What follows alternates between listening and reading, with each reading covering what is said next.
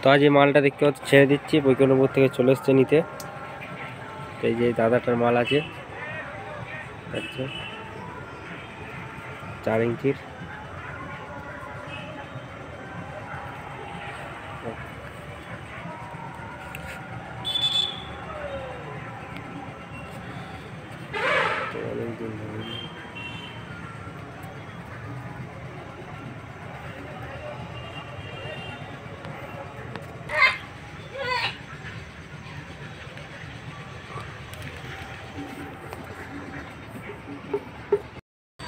এই সাইকেলে দেখতে পাচ্ছ লোড হয়ে গেছে,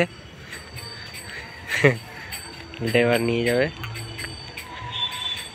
তো কাল পরশুর ভেতরে স্পিকার ঢুকাবে, তো সেটারও ভিডিও পেয়ে যাবে। এই যে বাজার ভিডিও, যে কেমন কি বাজছে,